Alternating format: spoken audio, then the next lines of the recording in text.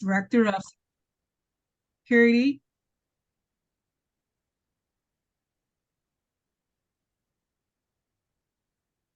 That was an interruption.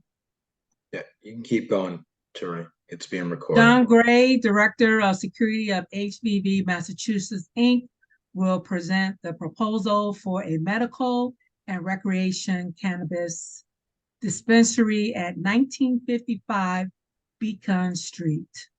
The goal of this meeting is to provide the local community with information regarding the proposal and to communicate regarding any questions or concerns.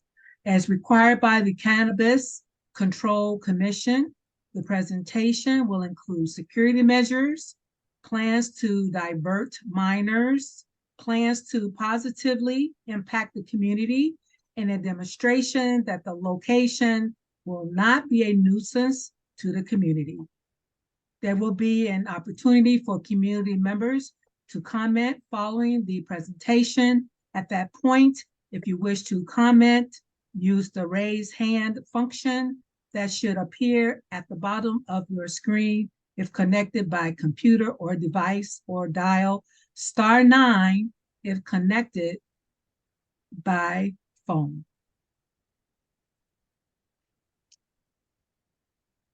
One moment, please. On a computer or device, on a computer or device, you will receive a request to unmute yourself from the event host. You must select yes before you can speak. On the phone, you will hear a prompt that the event host is asking you to unmute yourself. You must press *6 to unmute yourself before speaking. Commenters will be asked to state their name, address, and comment. You can also write a comment in the chat, and they will be answered as they are seen. Mr. Jeff Drago, you may begin. Great. Thank you, Terry, and thank you to the members of the community who showed up for the meeting. Again, my name is Jeff Drago. I'm a zoning and permitting attorney for HVV Massachusetts, Inc., also known as Happy Valley. And I'm going to run through this presentation. And again, this is the presentation for Happy Valley for a cannabis co-located medical and recreational cannabis dispensary at 1955 Beacon Street in Brighton, Mass. 02135. Next slide, please. And so just to go over our team, so the applicant is, as I had mentioned, HVV Massachusetts, Inc. And we also have Michael Reardon, who is the CEO and co-founder, who is here to answer questions at the end as well.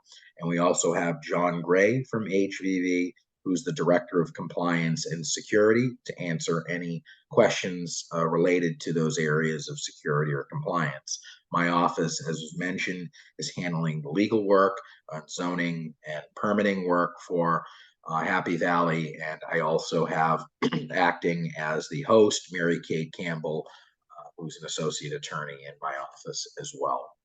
Next slide, please. So the license type, it's a marijuana establishment retailer. It's a co-located license that's being proposed, and that's both for medical and recreational use of cannabis, and it's a dispensary license. The location is 1955 Beacon Street in Cleveland Circle in Brighton. Many of you might have seen us before at some of our community process and meetings as we went through that process. The proposed hours of operation for this facility would be 9 a.m. In the morning until 9 p.m. in the evening. Next slide, please. So this is the cannabis establishment process timeline I'm showing you. And as many of you know, there's a lot of meetings and a lot of process both at the municipal and the state level to go into opening a dispensary, but we're going to go over this timeline quickly. So back in 10/13/2022, we filed with Boston Inspectional Services Department. So this would start the municipal process. We filed our plans and received a refusal letter, as this would require a variance for the use. We completed our online cannabis application with the Boston Cannabis Board as well at that time. And then on 5/02/2023, we hosted a public meeting with the mayor's office that was held by the mayor's office. It was a remote meeting. On 5/4/2023, we met with the Brighton Alston Improvement Association. We did get their support for this particular location. And then we also, during that time frame in May and into June, discussed with the local elected officials for this area, counselor's office, as well as the state rep. On 7/19/2023, we were approved by the Boston Cannabis Board unanimously. On 8/8/2023, we executed our host community agreement with the city of Boston, which is a requirement, and that's actually posted online at the city's website. City's licensing cannabis board's website. On 9/12/2023, we were approved by the Boston Zoning Board of Appeal. As I had mentioned, this required a variance for use. We were approved by that board unanimously. After that point, we filed a legal decision that was signed in October 25th of 2023. And 11/02/2023, we have our CCC community outreach meeting. That is this meeting we're here for tonight. We also will have a Boston Public Health Commission application process after this time, and that's on the medical side. It's a requirement. And we will also have continual work with the BPDA team, their design team, for review of the exterior of the building, and also Aberdeen review of the exterior. Next slide, please. So the CCC community outreach meeting notification requirements. There are a number of steps to let the public know about this meeting that we had to follow. And so we are required to outline them here so folks can see. One, at least 7 days prior, notice of the meeting must be mailed to abutters within 300 feet of the property. And we mailed that on October 16, 2023. Two, at least 14 days prior, notice of the meeting must be published in a city newspaper. The notice was posted with the Boston Herald on October 12th, 2023 to run for a 21-day period. Number three, at least 14 days prior, notice of the meeting must be filed with the city clerk, that would be the city of Boston, and local licensing authority for adult use cannabis.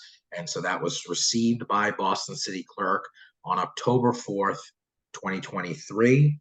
And they notified us of that receipt. And then it was we notified by the BCB, so the Boston Cannabis Board, on October 3rd, 2023. Four, the applicant must obtain approval in writing from the BCB to host the meeting virtually. The BCB confirmed on September 27, 2023 that we could go forward with that meeting. And then finally, applicant must post all meeting materials at least 24 hours in advance of the meeting. That was uploaded to our website, which is allowed on October 31st, 2020. Excuse me, Jeff, I went to your website and I didn't see those materials. It is available, Ava. Mary Kate, do you want to just, if you let me finish, we can answer questions, but it is up. It's in a particular section under meeting notices. Mary Kate, do you want to confirm where that is? Yeah, it's, I believe if you go to our clients, and then there's community meeting notices or something to that effect. Yeah, there's a community meetings notice section under our clients that you can go to. Can we go to the next slide, please? And so this is just, we're going to show some site pictures. This is an aerial view of the site. This is formerly a Dunkin' Donuts site in Cleveland Circle. It's an existing building. The structure will remain in this proposal. And you can see in this aerial view, the parking that comes with it. And that was what we felt made this an ideal location. We have 13 on-site parking spaces. Next slide, please. And these again are just going to be some existing conditions. That is the existing structure, and that was the former Dunkin' Donuts. Still see visible there. Next slide. Again, that's an existing curb cut that would be used for ingress and egress. Those are the spots that are laid out now, one of which is handicap accessible. Next slide. And then again, surrounding pictures. So this is across the street, some residential apartment buildings, and then also commercial. And then the green line runs right across. Next slide. And so this is an aerial view. On this site, you can just see some of the other areas. So we've got on-site parking highlighted. There's also metered parking all along that Cleveland Circle area. Excuse me, could you please mute yourself? We're just in the middle of a presentation. Thank you. We've got Cleveland Circle Green Line T Station right there, and then Reservoir T Station in the back, and then some 2-hour parking off to the right. Next slide, please. So Boston Cannabis Board. So the application presented at the BCB hearing on July 12th, was presented on July 12th, 2023. The Cannabis Board approved the application on July 19th, 2023. And the applicant and the City of Boston executed the host community agreement on August 8th, 2023. Next slide, please. So again, just by way of background, this zoning district is neighborhood shopping. NS1, the lot size is 7,069 square feet. We are not within 500 feet of a school providing kindergarten or from grades 1 through 12, which puts us in compliance for buffer zone requirement. We are not within a half mile of another cannabis establishment. However, we were approved down the street at 1937 Beacon. That license was appealed and would be terminated if this new license was granted, taking that buffer zone issue away. And the BCB approved us as such, and the zoning board as well. Speaking about zoning board of appeal hearings, the proponent appeared before the Boston Zoning Board of Appeal on September 12th, 2023. The board provided the following relief for 1955 Beacon Street. 1, to change the occupancy from restaurant to cannabis establishment. 2, conditional use for cannabis retail use was granted, and a conditional use for cannabis accessory storage in the basement level. Next slide, please. This is our site plan and plot plan. So you can see where the arrows are pointing. That would be the entranceway, one entranceway off of Cleveland Circle. You can see there's parking off to the right, but still allows a full access area through the driveway for cars to come in, either park and pull out onto Beacon Street, or they can park and stay on the location. This also is convenient and takes traffic off for all deliveries. Delivery trucks can pull onto the site and load and unload as needed. Next slide, please. Again, this is our floor plan. So just so folks can see, as was mentioned, we are utilizing the basement space of the existing building, and that would house a break room, management and security offices, the vault, secured vault, cooler, freezer, and mechanicals for the building. We then have the upper floor, or the upper space, first floor, and that would house the entry vestibule, a private consultation area for clients to speak in private. That would have a showroom, sales counter, customer bathrooms, fulfillment and vault, and receiving door. That's accessed via Chestnut Hill Avenue.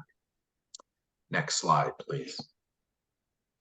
This is just the rendering that we went forward with for the proposal at the BCB and the zoning board. This is subject to change as we meet with Aberdeen and BPDA process.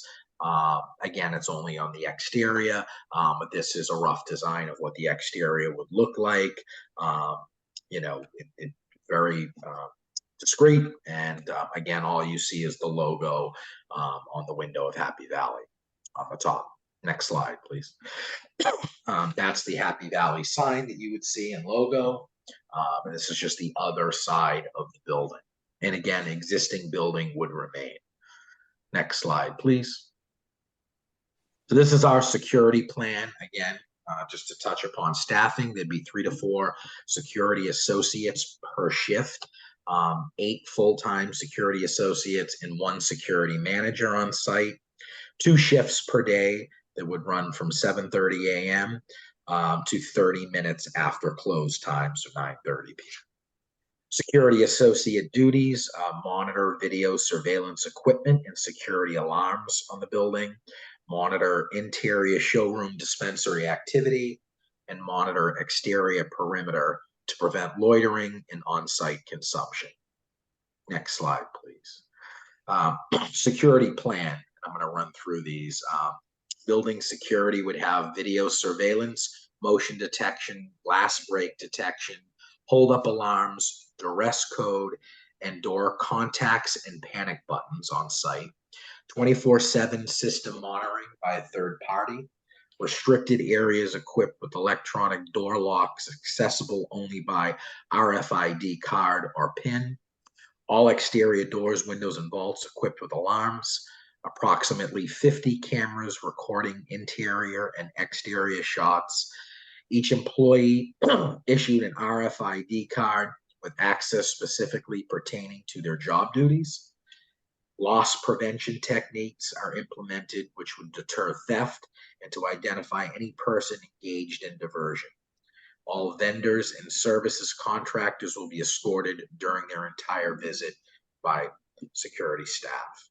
And again, once we get into the Q&A, John Gray, who's much better and informed than I am on this, can answer any questions if folks have. Next slide, please. Cash pickup. So 2 to 3 times per week, Plymouth Armor Group will transfer cash from the dispensary to financial institutions. And again, one of the benefits of this location was being able to do this all on our own property on site, where a truck can pull in as opposed to having to double park or find parking on the street. Product delivery, all vehicles are unmarked and use randomized routes and schedules. Vehicles are equipped with locked cargo areas, GPS, and live streaming camera systems. And security agents will monitor while product is transferred in secured box from the truck into the secure storage areas. Next slide, please. Protecting minors from accessing product. Agent meets customers in the entry vestibule, which I showed in the plan, and verifies the customer age using an age ID license scanner. Agents are trained to recognize false IDs. If a customer is younger than 21 but 18 or older, he or she will be admitted with an active medical registration card. If a customer is younger than 18, he or she must produce an active medical registration card and be accompanied by a personal caregiver with an active medical registration card. Next slide, please. Steps to avoid creating a nuisance to the community. Security agents and employees will monitor location to prevent loitering and on-site consumption. Deliveries will take place at random times in unmarked vehicles. On-site parking and numerous public parking options are available, and building is equipped with state-of-the-art security system monitored 24/7. Next slide, please. Benefits to the community. HVV will be an active corporate member supporting local Brighton charities and community organizations with direct financial investments to improvements within the surrounding Cleveland Circle neighborhood.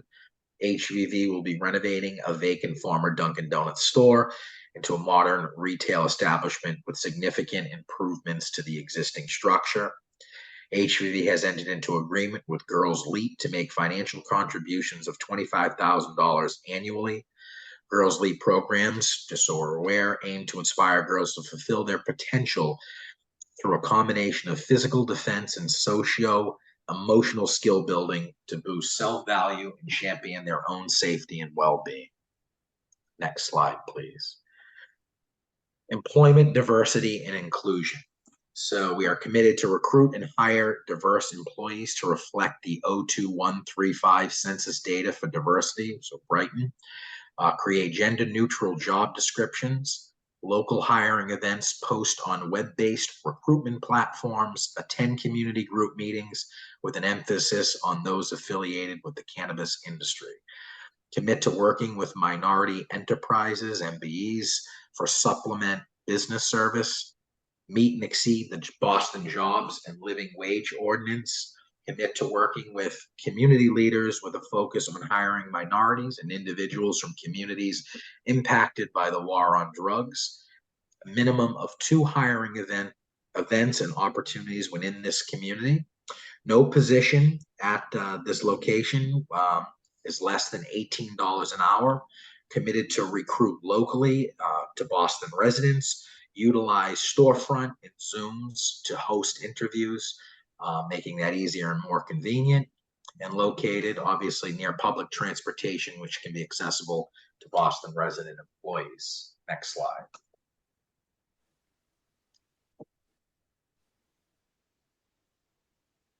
That's Is it. that it? Okay, so that to read, that would conclude the presentation portion, and I'm going to turn it over to you to handle Q&A, and we're all here to answer them. Okay, at this time, we are open to receive comments and questions from the audience. Remember that, let's go back. On the phone, you will hear a prompt that the event host is asking you to unmute yourself, and you must press *6 to unmute yourself before speaking.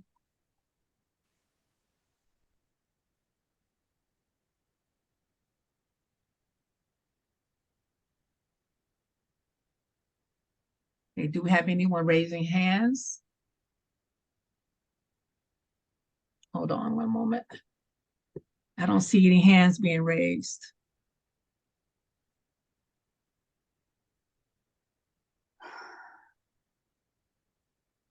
Okay, I see a hand being raised. Eva Webster, you may speak at this time. If anyone wants to speak ahead of me, I'm okay with that. I raised my hand because I didn't want, you know, a void in the meeting. Well, I just want to bring up several issues. Maybe the one that I just mentioned is that your announcement for this meeting included a link for the materials, right? It was not a link to the materials. It was a link to your law firm website. And it was not possible for anyone to be clairvoyant, to be figuring out where you buried those materials. You should have included the link to the materials in the announcement for this meeting. So Ava, to answer your question, everything we did meets the CCC requirements. So we only did what we were told and followed to do. You can reach out to the CCC if you have any questions. Those postings, which we're showing you tonight, they're the same ones, are on the link in case folks couldn't make the meeting. They were there at the allotted time and they're on the website. Look, I know you will defend it, but you buried it. I went on your website and I could see, you know, just marketing for your company, but I couldn't find those materials, and they are supposed to be available 24 hours before, right? There. So you need to tell whoever posted those materials that they should have included the link to the page on your website in the announcement, not a link to your website, but the link to the page on your website. There's only one page to go to, and you just have to go to community meetings, but it is our website, so there are other things on that website. Yeah, well, the link to the materials should have been posted. Okay, can you acknowledge that? No, I followed the direction of the CCC, so they're there No, and they're you posted a link to the law office, not to the materials. what we had to do. They had to get to the website where the materials were at. Yeah, and the page where the materials are. That's all I'm going to say own about link. paper. It has its own link. There's other people who have questions, but I answered your question. No, it's Wait just one moment, Eva Webster, at this time, we're gonna have to move on to the next person. I'm sorry. this. We have Saul raised his hand. Hey Saul, Jeff, how you doing? Hi, Sal. Could you just identify? I'm sorry. I just want to make. Sal Pinchera, Pinchera. And so my question is, can you go through how many parking spots you have again? And how many? Yeah. Go ahead. Tell us. So I can pull up the presentation too. Mary Kay, could you please pull that up again so we can show Sal the site plan, just so we can clearly show it. But there's 13 designated parking spaces. So out of the 13, Jeff, how many workers are going to be there? How many workers at one shift are going to be on site? Yeah, so the boss is going to pop in and out. There's going to be a manager there, right? There's going to be, I don't know how many workers. Yeah, I would defer to Michael. Do you want to answer that, Michael? The shifts are going to range from, 8 to 12 individuals on site. Okay, so let's say 10, right? Mhm. It'd be in the middle. Say 10 and, you stop by or whatever. But let's call it 10. Where are they going to park? You're going to tell them they can't bring a car, that they can't park in the parking lot, or how's that going to work? But we don't know who we're hiring yet. We don't know if they're taking public transportation or walking to work or bringing a vehicle. Right. So let's assume that half of them are going to take a vehicle, right? That'd be a fair assumption, maybe. Sure. Are you going to let them park in the parking lot? Or are you going to tell them they have to park wherever? So we'll be at all of our locations. We allow management to park on site. Those that close and open the stores. We have a location in East Boston. We use we preferential treatment based on the customer flow in and out of our stores dictates how many staff that we have park on our site. So in this particular location, we will probably have no more than 2 members of our staff ever park on site at the same time. Right. And how many people do you assume, you've done this before, so how many people do you assume come in? You know what the average time somebody spends? Yeah, the average transaction, for instance, in East Boston, we do 400 and some people a day. The average transaction time is less than 7 minutes. Okay. So you might let the workers park there if you have a low volume of traffic. Otherwise, you tell them they got to go somewhere else. And we reimburse for parking, or we find a local parking lot that that we rent from this particular location. There's metered parking. There's all kinds of opportunities to deal with it. We also anticipate having a number of individuals that use public transportation with it being so close by. Right. And how do you try to control? So you're in a place where there's a lot of young people, right? And the minimum age to buy is what? 21? 21. So you have BC right down the street. And Cleveland Circle is full of BC kids. Freshmen are usually 18 years old, 18, 19 years old. I know you go through in depth that you got security, you got to use your ID, and you got the machine like they do for alcohol or whatever, I assume, from what I've heard of other presentations. Are there any other safeguards that, I see Jeff going in there and I say, hey, Jeff, you think you can buy me something? I know you can't control everything that people do, but are there any other safeguards when you're in you're in a place that young people, and I think there's a lot more young people that smoke it than older, unless they continue smoking it from when they're young. What kind of, when you're in an area with the college right down the street, do you try to come up with some other plan, or do you try to monitor it? When they leave your establishment, I know it's kind of off your hands, but what are the safeguards? Because a lot of people are concerned about, people leaving, and then you go down the, your industry has spent a lot of time, money, and effort on the behalf of business owners, right? But I don't think there's any way of a policeman really knowing if somebody technically is intoxicated with marijuana, right? The person's going to say, well, I smoked that, 3 days ago. So I think that's part of the problem, is that the industry didn't come up with a way that police can know if somebody's intoxicated now. And so are there any other safeguards to alleviate people's concerns when you're in a place where there's a lot of young people? Take this question, Jeff? I'm sorry? Can I take this question? Yeah, sure. Hi, Sal. My name is John Gray. I'm the Director of Security and Compliance. So if I understand your question correctly, is if you're sort of picturing some college kids hanging around the parking lot, hitting people up to go in the store and buy them some product. Well, that's one part of it, right? Cleveland Circle is big, and that's one part of it. But once they leave your store, I've heard other places say, oh, we're going to do this. We're going to put a camera in the park, which they can't legally. Once a place is established, right, it comes down kind of like liquor places too, right? They don't want it happening inside. They don't want it happening right in front of their door, because they know it's going to lead back to them. But once it's kind of a couple stores down, or, a block away, well, you can't prove that's ours if they don't have the wrapper or anything.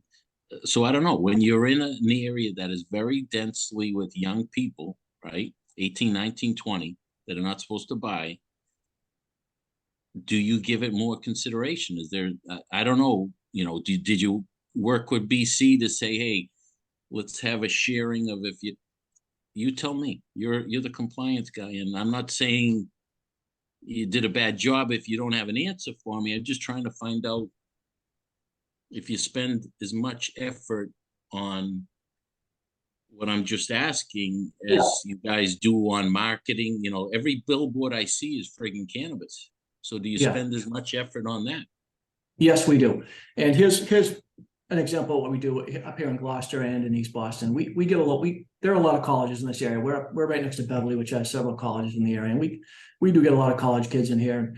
My team is comprised of mostly police, EMS, military, law enforcement. My background is law enforcement, so I tend to lean towards EMS, military, and law enforcement people that will work for us. And they're well versed in checking IDs and making sure that there's, what you're talking about is kind of diversion. You go into the store and you buy something, you go up the street and you supply the person, an underage kid, with some product. I can tell you, it won't happen on our property, because we'll have security outside making sure there's no loitering, because loitering generally is an indicator that there's someone's probably trying to get someone to buy some product. So we have run into that in the past, and we broom them off the property, and we stop that from happening. And we explain to the person that's older that it's technically illegal. As far as what happens a mile down the road, I really don't have an answer for you for that question. Right. Okay. And you mentioned Gloucester. In Gloucester, isn't it a growing establishment, or you have a retail there also? Or? Yeah, we have a store in Gloucester. Okay. And somebody mentioned about $18 an hour, right? There would be no Effort. job. We said there would be no job under $18 an hour. The range is all, Michael can talk about that, but there's much higher positions, but nothing would be below $18 for the lowest position. And is $18 an hour a standard in the industry for, you're talking for somebody who unloading stuff? Or I thought $20 was the minimum wage now, but I could be wrong. No, entry-level positions in our organization in retail start at $18 an hour. And obviously it goes up to $30 an hour, then up to exempt employees, you know, that are in salary, you know, on a location like this, a general manager would be making, you know, 6 figures. And do you have like profit sharing for your employees or No, benefits? No profit sharing? Health insurance? we have health insurance, full health insurance, medical, You- dental, and vision. You pay the full health insurance for the employee? That's correct.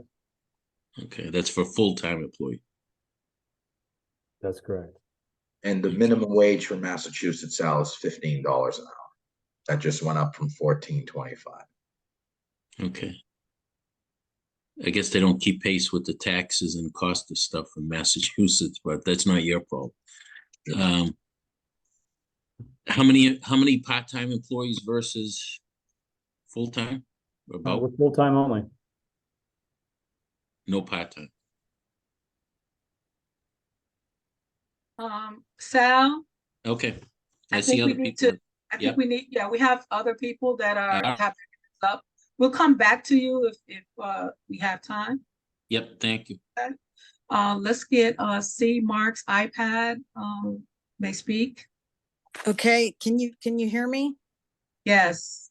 Okay, I am a property owner at 370 Chestnut Hill Ave. So I'd like to know what this cannabis establishment does to property values.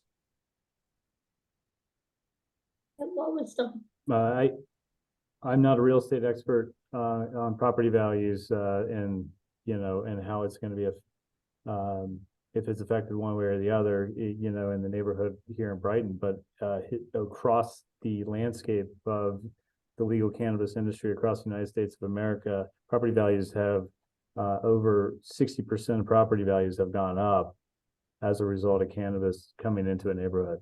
And that's just from data that came from Colorado, Arizona, Washington, California, and Oregon. But we don't have any of that data coming in yet in Massachusetts. I'm not aware of any property values being affected negatively or positively in Massachusetts. So you mentioned East Boston and Gloucester. It seems like you've got some kind of history. That the information that I have gotten in Colorado and many different places, the long-term impact of cannabis has been overall negative. So I appreciate all of, and again, some of the things that Sal is saying. I'm a BC graduate. There, you know, there's 19,000 students and faculty. The implication on young people, again, overall is generally negative. So I'm just curious, with your experience and your history, what can you tell me? Tell you what, what's the question? Regarding the long-term impact of cannabis places, again, you said in East Boston and Gloucester, have you found that Well, we took a dilapidated building in East Boston and invested 10 million into it. So I don't think any of our neighbors there are unhappy with the investment we made to beautify that building and put it as a solid establishment there. I know that our property value by appraised value has gone up. I can't speak to the neighbors. I don't have their assessment values. As it relates to Gloucester, we took a vacant piece of ground and developed a $20 million property and put 150 people to work every day. Been a sizable positive economic impact to that community. And that's been the data across the United States of America and state legal cannabis. So I'm not aware of the facts that you're referencing in Colorado where long-term implications are negative. Okay, so again, just some of the information where it talks about cannabis being a gateway, you know, leading to other different kinds of mental illnesses. Listen, I'm not here to debate you on gateway. That's not applicable to this operation and the zoning hearing that we're talking about tonight. But I think it's important to touch upon that this was legalized by the state of Massachusetts, and Boston is required to open these facilities. So the question really becomes is where are the locations, and what the city has looked at is things like transportation. You cannot find locations, if you look throughout the city of Boston, that have things like pickup drop-off area, parking on site. In most commercial areas or neighborhood shopping districts is hard to find. That is why this is a unique location. You've got an area to pull in, drop off. You've got an area that has 13 parking spaces. You're across from the Green Line T station and you're in a commercial district. These are the kind of locations that Boston has asked to house these kind of dispensaries. The debate of whether we should or should not have them is irrelevant because it has to happen in Boston, and they're opened, and there has not been any known problems that have come out of any of these locations. I mean, I would ask you, have you seen any issues in the Boston area from the cannabis dispensaries that are open? I'm referring to overall data, and just to Sal's point, the reality of the situation as he suggested.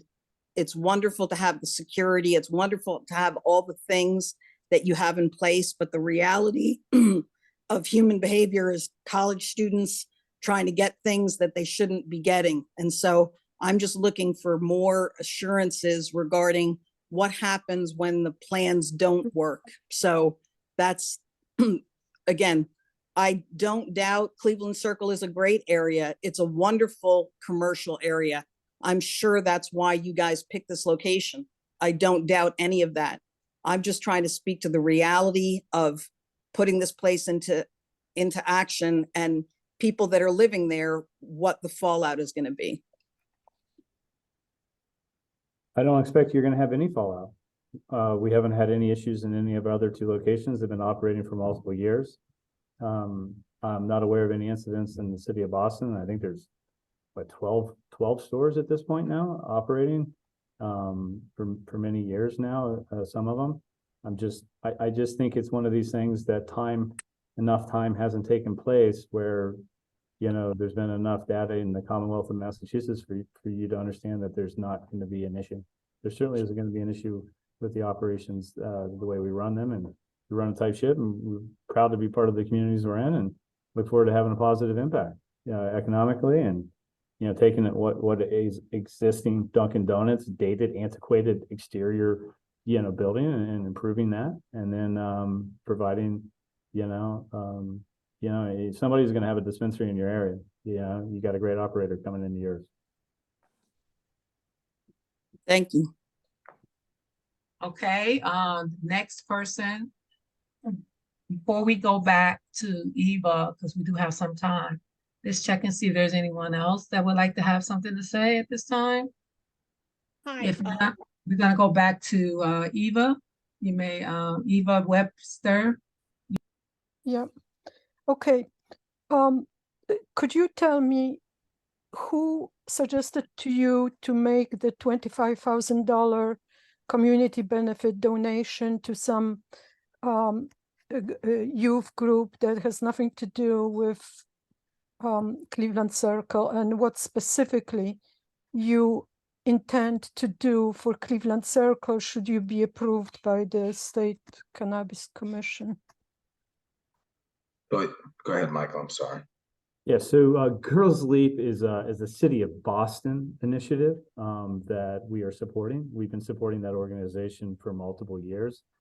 It's part But you can do it. You could do this donation aside from this. It is insulting for us to learn that you are going to be giving $25,000 to a group that has no roots here, no members or anything, instead of actually proposing to do something for beautifying this large square where you are going to have a major presence. Ava, we have obviously, I'm aware of you being present at multiple of our hearings over the years, and I think you're aware of the commitment we've made financially to support the beautification of Cleveland Circle. We've been working closely with State Rep Moran as it relates to that. But no, State Moran was completely deaf to our. We're not deaf to what we want to do in the area, Ava. So yeah, where there's going to be additional financial commitment, that's different than a charitable donation to an organization financial commitments into, improvements, physical construction improvements and what they may, that's not for us to do anything other than to be part of that process and work with those that have a vested interest in the Cleveland Circle area. We were going to follow the lead of the elected officials on that front, along with the BA. I'm sorry, Michael, this is really, Weasley way of answering my question, because Rep Moran doesn't live here. And he has been deaf to our requests regarding all of this. When I told him that no community benefits for Cleveland Circle have been negotiated, he said, oh, Liz Breeden should have done it. Well, you should have come up with a proposal, how you can beautify Cleveland Circle and ask people what they would like to see. I didn't approach you about it because, as you know, I'm opposed to this store. But if it is to happen, I think that people have every right to expect that you would offer something tangible in terms of, and now there's no such promise whatsoever. You have to renovate the building for your own use, so that's not a community benefit. So I'm just giving you a chance, because I guess, if you propose something, then, some people may actually find it as a kind of consolation prize and feel much better about welcoming you to the neighborhood. So Ava, this is a meeting based on CCC regs to show the community at large what we're proposing. Happy to speak to you later on about other commitments, but Happy Valley did hear from the elected officials, the BAIA members who came to that meeting, including yourself. Yes, but Jeff, it's just, please, the BIA really, really wanted that store to be here, so they wouldn't have one in Brighton Center or somewhere else. They don't represent us. The BIA doesn't have any members in Aberdeen and in Cleveland Circle. So it's just, the time to start talking to the people who will be walking by your store every single day. And if I may, in terms of the proposed design, that I know that it's just a temporary a placeholder, because you need to go to the Aberdeen Commission to have a design approved. But are you really committed to turning this building into something that looks like some futuristic fortress? Because, that part is in the Aberdeen district, and the standards and criteria of the district are to actually emphasize the historic character of the location of the area. So what is shown on that slide, with the black bulky structure at the top and the brick painted white and so on, I just don't think that it's going to be approved the way you envision it. So are you prepared to actually, make this building kind of warmer looking, not so warm that people will gravitate to you? That's not my goal, but, something that would just nicely fit with Cleveland Circle's character and not stick out like something that was dropped down from Mars. Yes, we will work with the Aberdeen district and take their feedback into the design that we end up building. Okay, thank you. Thank you, Eva. Someone else that would like? Terry, you went mute. You're muting in and out, Terry. Okay, sorry about that. Yeah, just so you know, everyone, there is a conflicted meeting today. Excuse me, Eva, we have to go to the next person because we don't have much time, please. Okay, all right. Okay, Brett Silverman, you are next. Hello, you can hear me okay? Yes. Just wanted to make sure, I don't get a clear reading from looking at it online. There's a place called the Vape Shop that's next to, on the other side of the intersection. I just want to know that the vape shop is not also selling cannabis products, because from what I understand, we're not supposed to have two cannabis selling dispensary type of outlets within a half a mile of each other. And so I just wonder about that. I keep going to their site to see if they sell cannabis, and I wonder if you know if they do or not. So we're here to talk about Happy Valley HVV. You have to be permitted, licensed through the Cannabis Board and the Zoning Board before you can open, and CCC. So I have no idea if they went through that process or not. Okay, I'll look more into it. They are not, put it this way, when we went through our process, they were not a licensed establishment that would cause us an issue in terms of meeting the buffer zone requirement. I see.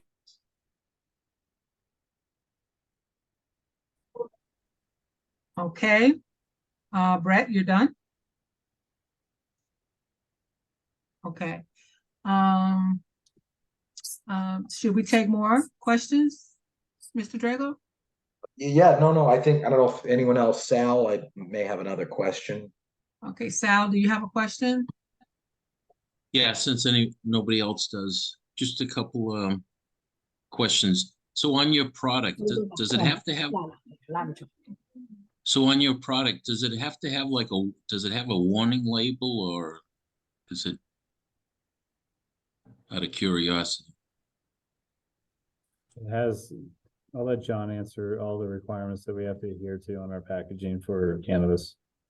Yes, we have, we're mandated by the state. There's several warnings on the package, not suitable for children, don't operate machinery, all the language that you would think would be on there.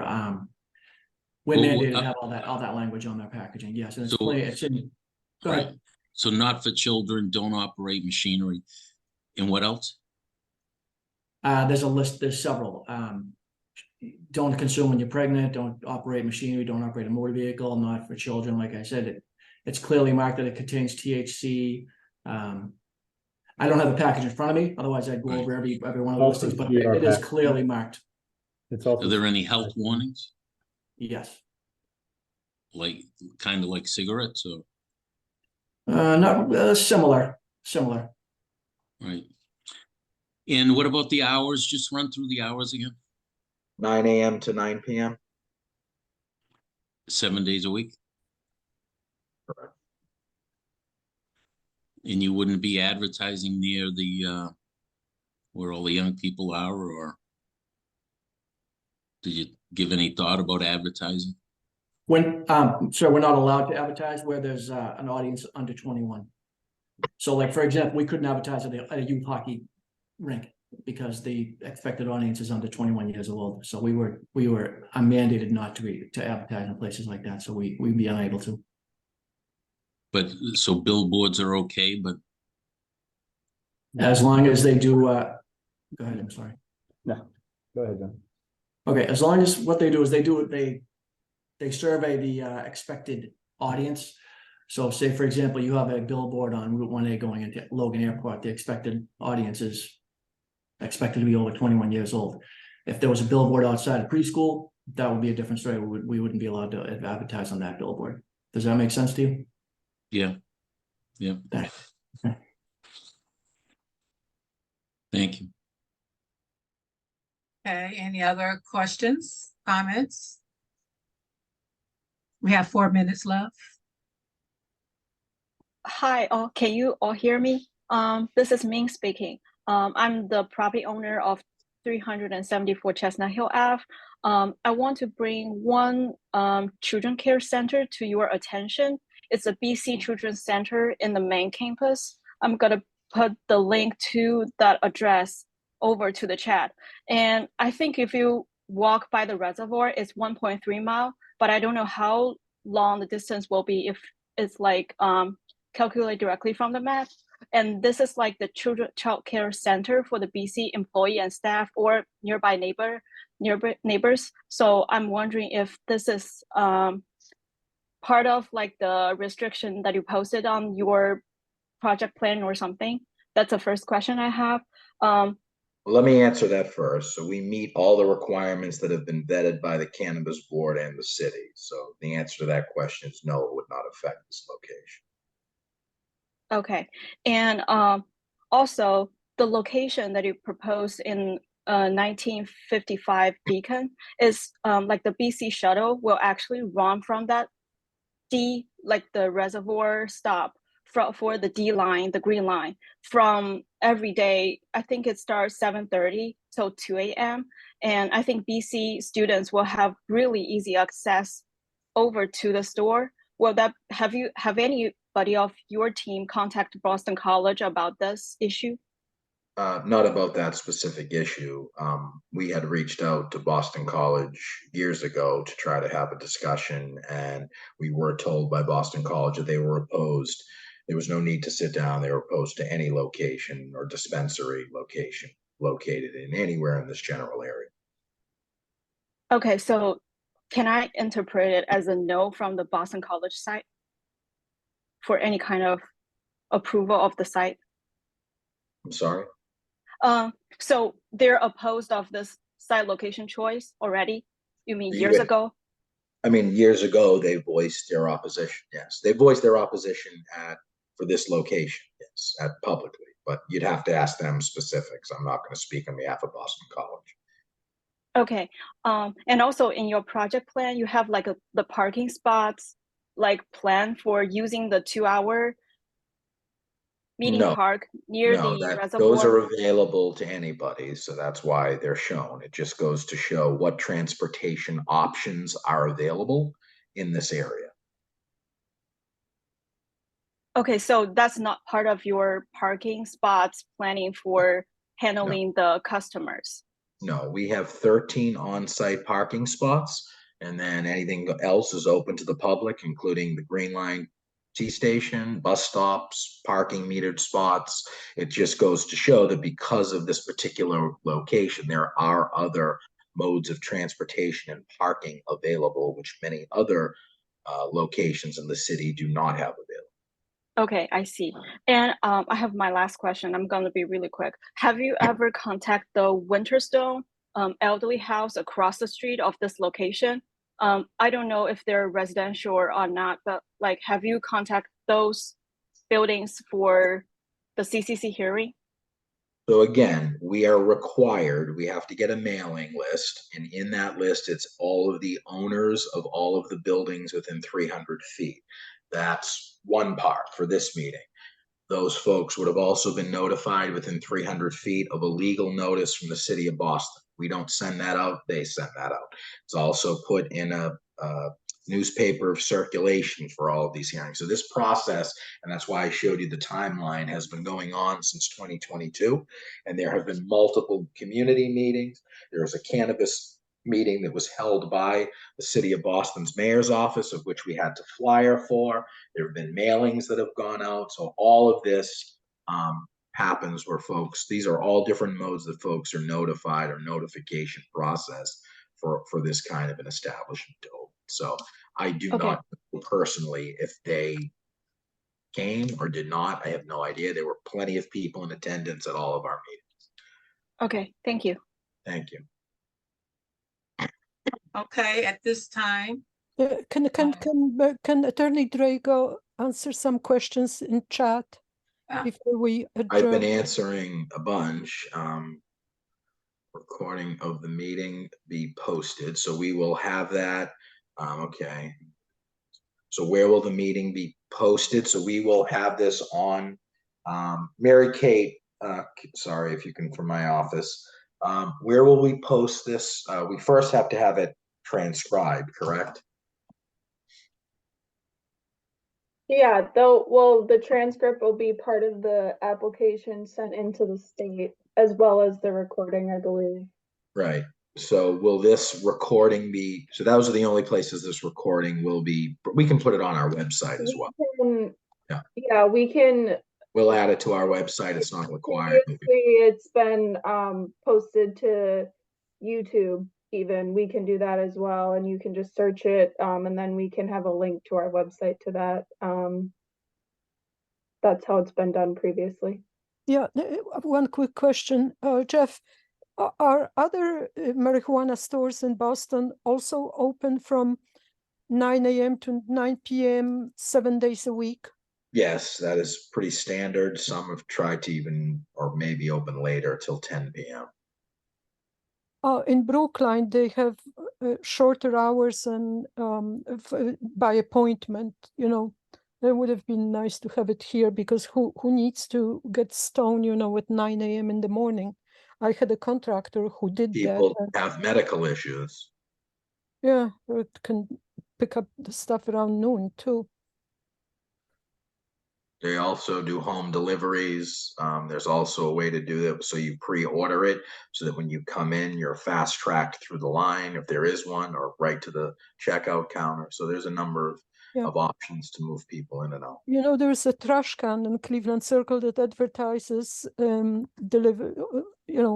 deliveries of pot. So I assume it's a different company. It's not you, is it? No, it's not us.